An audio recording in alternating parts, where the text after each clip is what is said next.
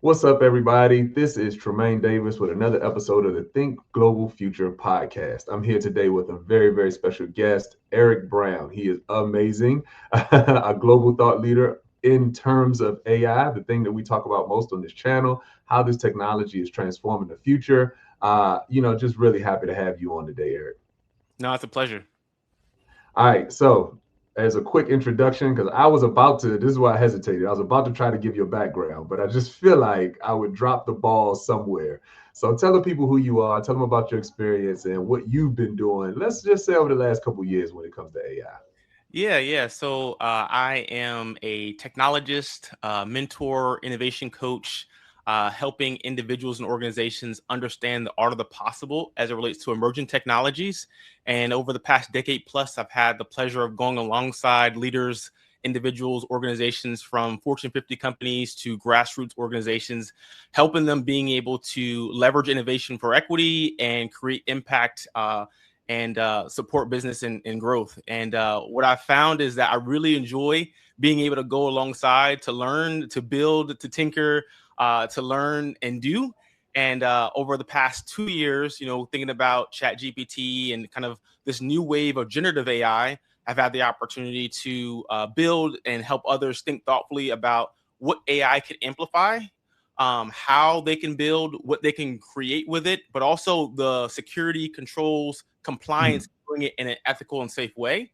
But I would say over my journey, I really focus on innovation, being able to take new ideas and be able to create unique value, sometimes with information that you already have in house or remixing it. But I find that it's exciting to be able to help others on this journey, but also realizing that even though innovation is powerful, everyone is not an innovator. And so how are you able to think thoughtfully and take others on that journey with you? And so really enjoy the work that I do, and I'm happy to share. That's amazing. That's amazing. So thank you for that intro. So as you all can see, Eric Brown is a real player. That's what all that boils down to. We're talking to the real deal here today, guys. All right, on your journey, let's just say over the last maybe 12 months or so, because AI is moving at a rapid pace. I mean, really at the speed of light. I think now we're past the point where what is ChatGPT? Everybody has heard of ChatGPT. Everybody has some sort of cursory knowledge that AI is here, that it is getting infused and integrated in our lives. Over the last, like I said, 6 to 12 months, what's standing out to you in the space of AI? The kind of newer, what's standing out to you? Yeah, I think that when we think about AI as an umbrella term has been around for longer than I've been alive. I think individuals have been having theories and being able to practice artificial intelligence within computer science for decades. I think even myself, back in 2013, 2014 timeframe, I was talking about predictive analytics and Internet of Mm, Things. And so AI is not new as a concept and leveraging data for predictive analytics. But as it relates to generative AI, this is something that I think that allowed business users or even someone that's non-technical to be able to realize value with technology in a unique way. And so over the last 6 to 12 months, I think people have gone from, okay, seeing what AI can do, I can be able to create an image, I can be able to have it help me write an email, to saying, okay, this is cool, but how can I go from just interacting with it from kind of something cool to like, how can I actually help me make money, help me within mhm. my organization? How is it able to help with policy or change different scenarios? And I think that people are now going from, okay, yes, it's powerful, I know what it can do, it's to continue to improve, to how am I going to intentionally leverage it within my flow of work, whether it's personal, professional, and within society.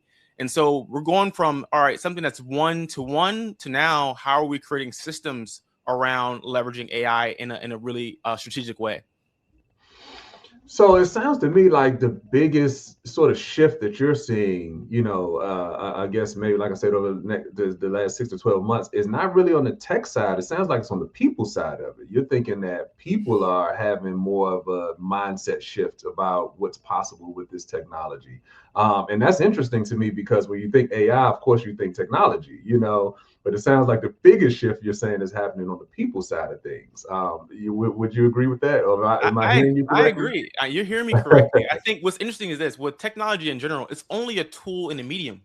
It's only as good as what the people behind it envision and build with it. And as you can see, people who are leveraging or in the AI space are moving very fast and rapidly creating new opportunities and offerings around it. So to your point, yeah, technology is great, but it's the people who are driving the initiative around here's what we can do, here are the efficiencies that we can gain, here's the impact that we can make, here are the problems that we can solve that we've been trying to solve for a while.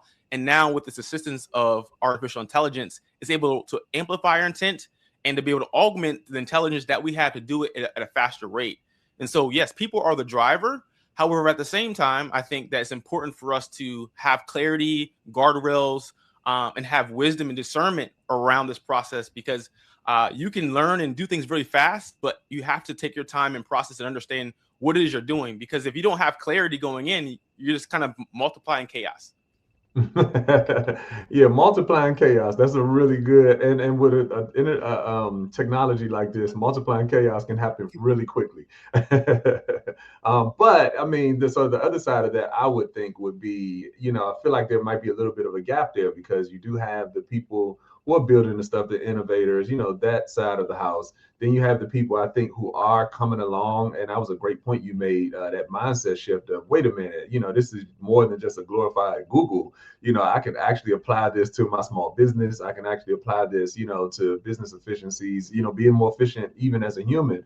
There are those people, but then there's a whole nother set of people that I feel like, are kind of getting left behind, where they haven't even made it to the point of, the mindset shift that we're talking about. They're still like, before you even get to the starting gate, I don't even know if they're in the game yet. And I haven't even downloaded ChatGPT.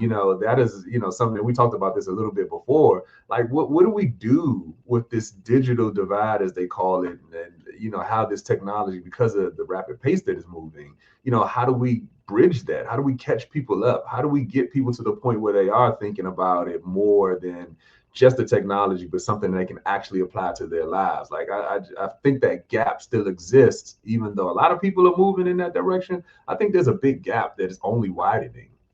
I agree. I think that one of the topics that I've been thinking thoughtfully about is when you look at forecasts from McKinsey or others in regards to what is the impact on particular communities, marginalized communities in particular, there is kind of this two sides. It's saying, hey, this could be a tool that can leapfrog and be able to help empowerment and economic mobility, or it can, widen the gap further that's already in existence. And I think that really depends on the people behind the tools, the intentionality and the plans that will make the difference. And so I think that there is individuals that have gaps. And I think if we take a step back, 2020, the pandemic, being able to see how many students didn't have access to the internet, they don't have laptops at home, who had to go to libraries or public institutions to be able to do their homework.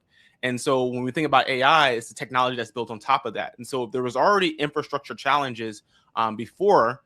This is also an opportunity to be able to see those gaps. And I think as a society, as a community, we have to ensure that we're doing things in an equitable way. And I think there's some foundational pieces that need to be there. And although myself on the forefront like to go fast, I'm also held the position of saying sometimes you have to go slow to go smooth to speed up. And being able to go slow to say, you know what, who are the people?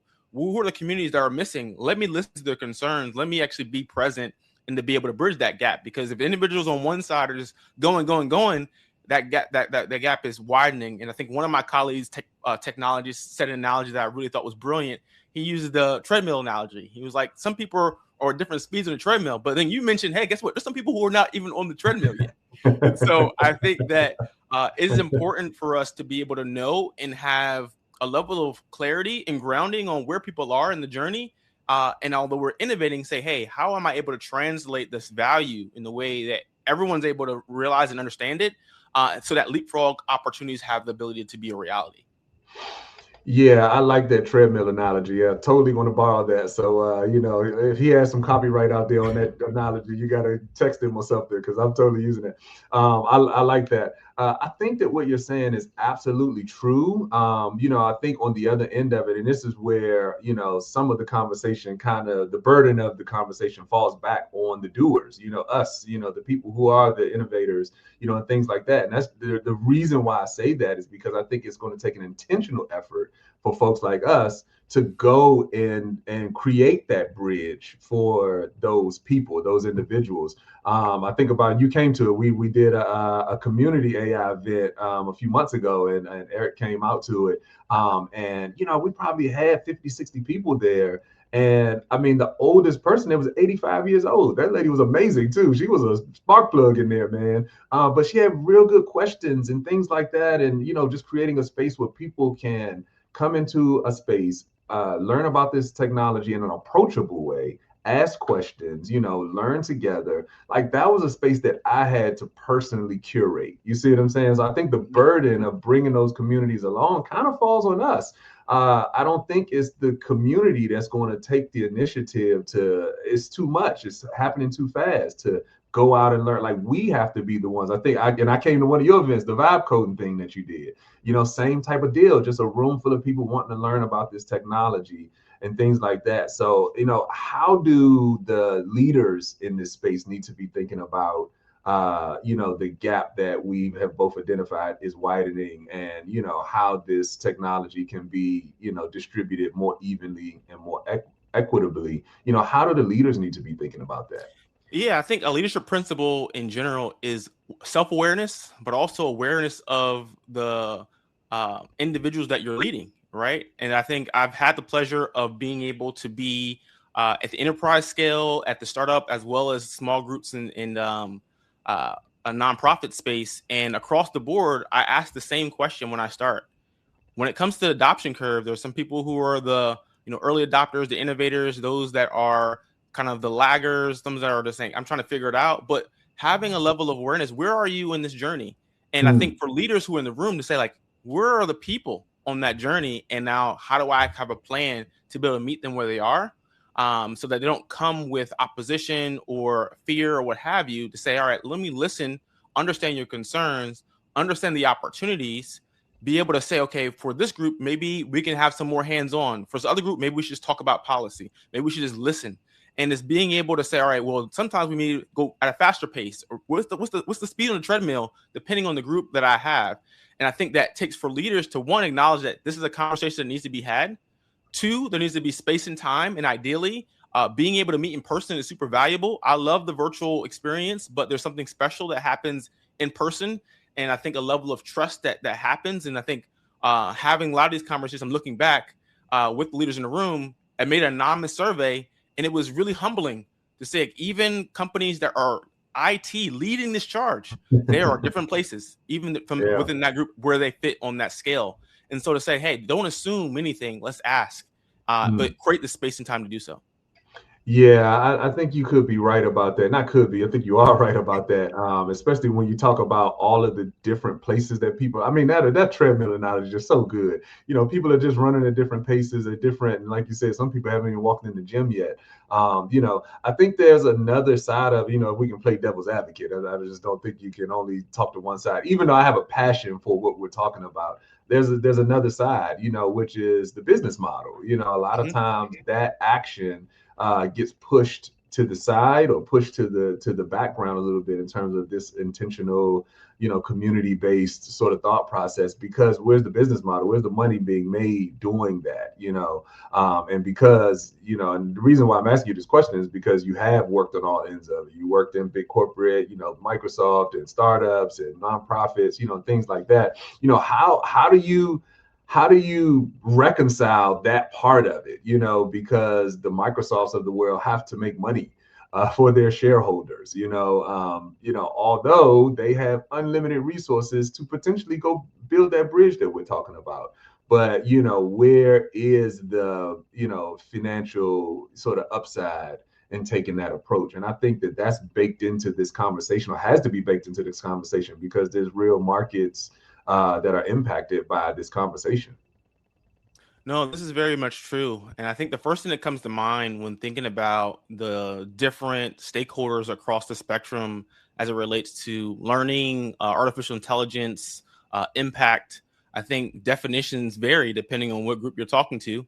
But I think the thing that I'm grounding on is values. And I think that it's important to say, all right, in this whole journey, technology should be a tool and a resource that supports humans and thriving.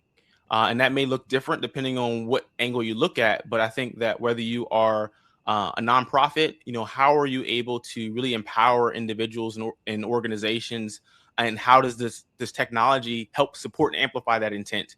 If you're a startup, how are you trying to solve a unique problem within an ecosystem, and how does AI help amplify that intent? And then at the corporate level, what are the problems you're solving, and how are you able to reduce cost and be able to increase profit? And so, regardless of where you are, I think that when it talks about why would an individual or an organization be able to support an individual's development and learning, I think that it's an ecosystem. And if individuals don't understand how to use the tool, they're not going to be able to receive that value. So it is important to ensure that individuals have a baseline understanding of literacy, but also that, because of all of these different engines working together, economic mobility, if you want to help a student, first generation, be able to create something new, they have to have the skills that are employable, also have to have the skills if they want to create their own thing. And so regardless of where you are in the journey, it actually is advantageous to be able, whether you're an enterprise helping a startup helping a nonprofit helping a student, being able to say, all right, this is an echo chamber, and how is it being able to empower just the individuals to thrive wherever they fit within the ecosystem? I love that. I think that, when it comes to, the corporations, the big guys, one thing that I heard you say is that if the individual doesn't know how to use the tech, they can't even buy your stuff. There is an economic upside to you spending time educating the community, the people that you would sell to, type of thing. And that to me becomes powerful, because I think if you can tie social impact to a business model, tie social impact to, the finance, I think that part of the conversation, especially, when you're talking about, economic mobility and, things that impact the ground level. A lot of times we lose sight of the enterprise. You lose sight of the markets, lose sight of the things that are going to actually push, our economies forward. I think it's easy to say, oh, help this community, but I just think it's worth mentioning, and I think you did it very eloquently, how if you can create that dotted line to the financial upside, now it becomes a flywheel that keeps feeding on itself. And if we can think about more of that, I think that's how we can potentially make it more equitable, which for me is the ultimate thing. I think that, this technology puts everybody on a level playing field. I mean, everybody from the middle schooler to the CEO of multi-billion-dollar companies were caught off guard by how fast this technology is moving. There And is it's not like still moving. nobody can escape it. Like, either you are on the front end or you are left behind. That's how fast it's moving. We do tons of corporate AI training. And I think I might have mentioned this to you probably about a month ago, right before the holidays, maybe 2 months ago. We did a corporate AI training breakfast. And so we invited about 40 CEOs running companies from 10 million to 100 million out to breakfast. And we did a corporate AI training.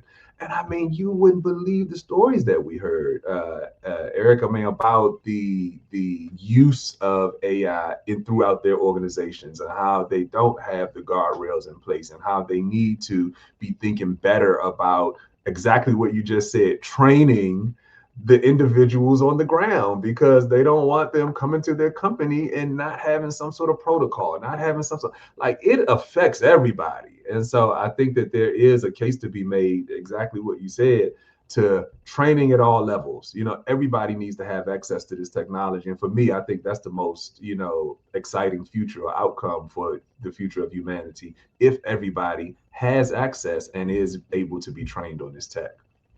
Absolutely. The thing that comes to mind at this point is we live in an attention economy, right? I think that we TikTok society, being able to get people's attention really quickly.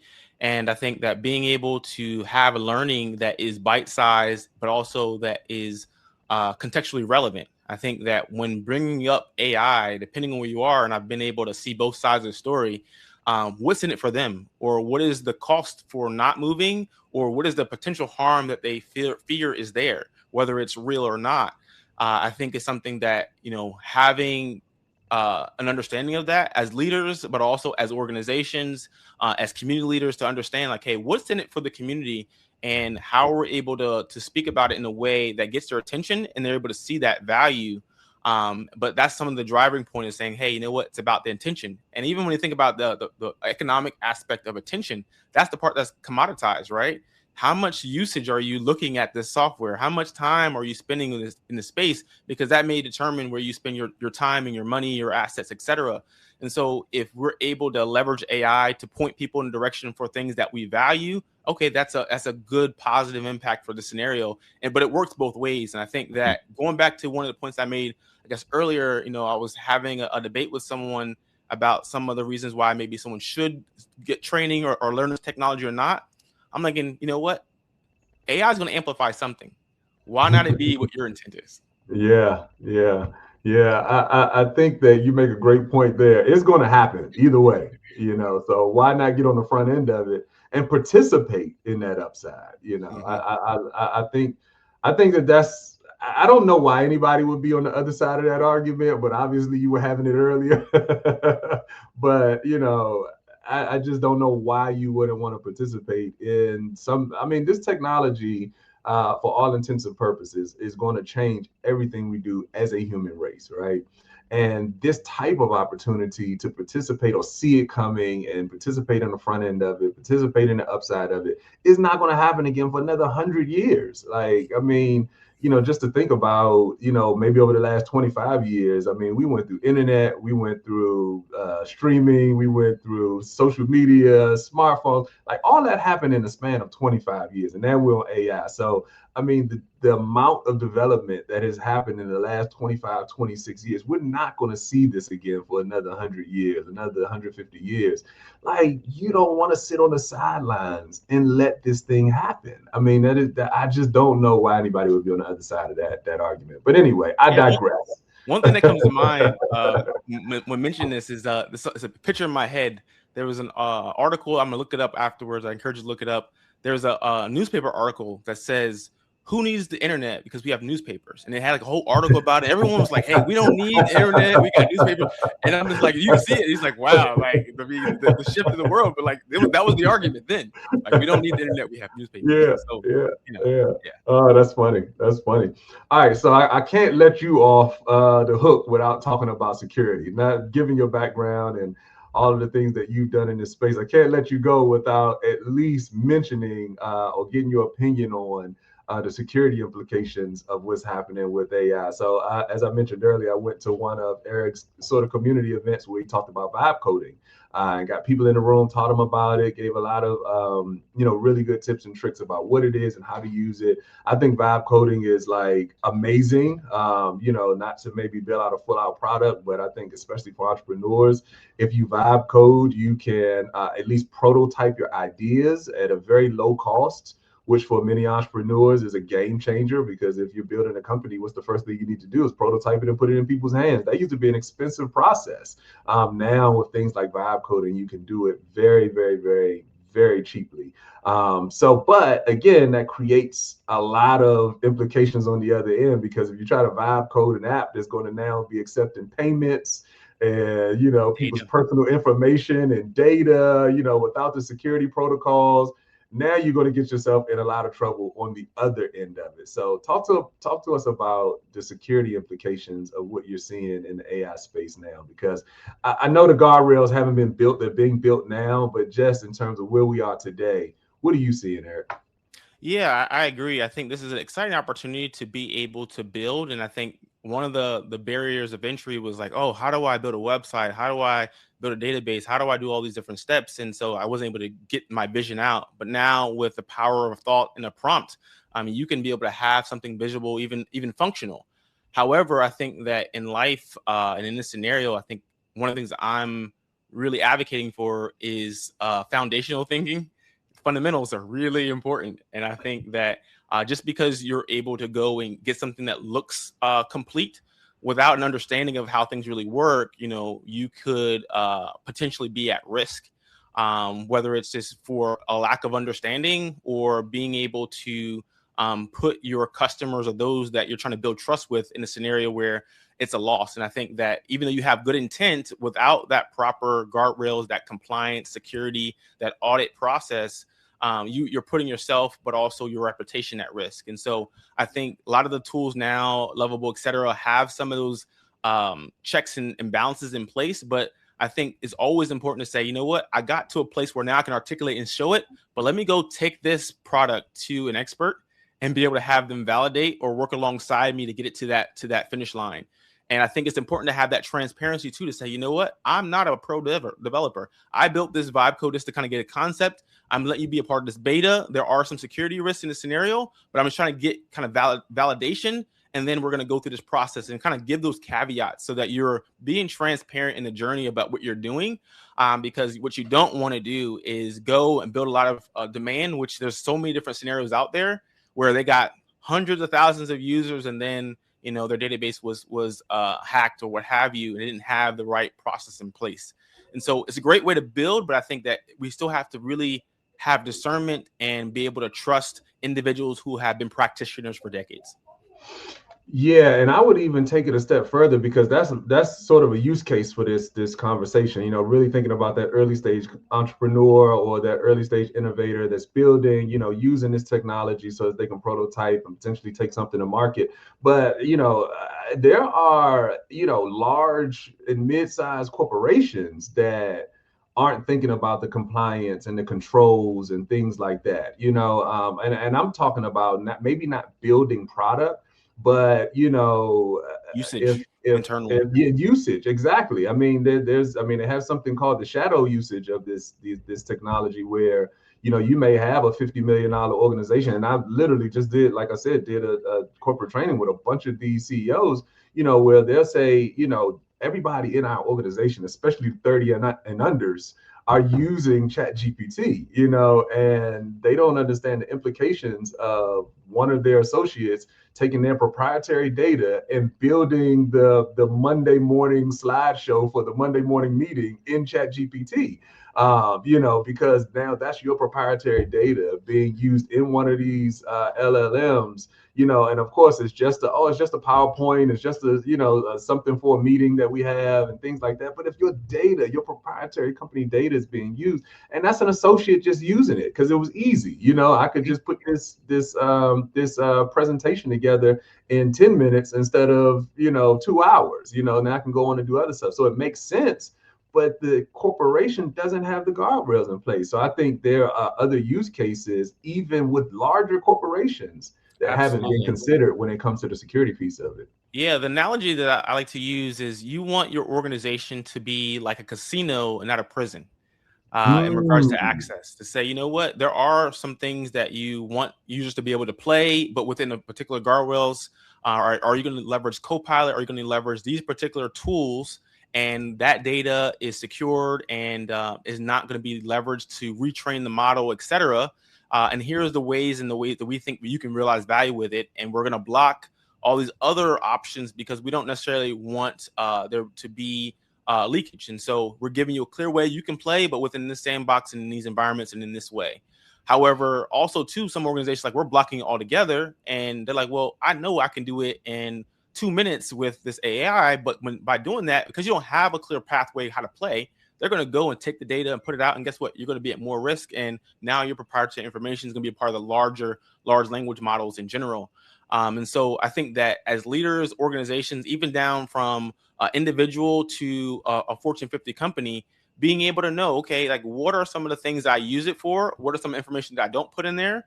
For each of these large language model tools and platforms, they have terms of use. And depending on what tier, free tier, usually if it's free, you're the product. If you're paying for the pro or a premium SKU, they may say, you know what, we're not going to train and use your data. And so depending on what you're using it for, what use case, understanding, okay, what tier do I need to subscribe to in order to make sure that I'm compliant, getting the value, but not putting myself at risk. The foundation for all of it is a level of trust, and that trust comes through that transparency. And it's really important. I think we get excited about it, and it's great, but I think that we kind of have to have a both and. Yeah, so you just hit me with another one of them sayings that I'm going to have to put in my back pocket and use at another time, man. A casino, not a prison. I Yes. love that analogy. That's amazing because you want people to go in, be able to play, but in a contained, because that's where the power of the technology is that it helps to augment us as human beings. So you want people to be able to play around with it, but you got to give them guardrails on how to do it properly, especially in the confounds of an organization. So, man, this has been amazing. E, I appreciate your time today. Now, it's a pleasure. I think that it's important for us to think about the future, to think about empowerment, but also really think about skills. I've also been sharing that last year, 2025, LinkedIn does a work index of saying what are the top skills across kind of the data that they have access to in the marketplace. And I was really surprised about what the top 3 skills were. So number one, as you can imagine in this season, AI literacy, the number one skill, being able to understand that. But as you can imagine, what is the definition of AI literacy, AI fluency? That's a whole conversation into itself. But number 2 was conflict resolution. And I'm like, Mm, wow, interesting, right? And then number 3 was adaptability. So I was like, mm, in a time where we are in transformation, we want to learn AI, but in learning it, because of all the different values, there's going to be some conflict. And how are you able to manage that conflict within yourself, within your community, within your organization? But also because things are moving so fast, how are you adaptable? Because if you're able to mm, move, able to mm, learn, and able to mm. be able to have those interpersonal skills, that's a superpower. And like those are the Yeah. top 3 things that if you have those, organizations are looking for that, but also that's what's needed for this time and season. Yeah, so you're getting more into now the personal development side of it. I mean, these are real, future of work skill sets that you're talking about. This is how this technology is going to point people towards the future. If you can adapt to it, to your point, learn it so that you can build skills. I like to call them non-perishable skills, skills that are going to be relevant, whether it's today or 20 years from now.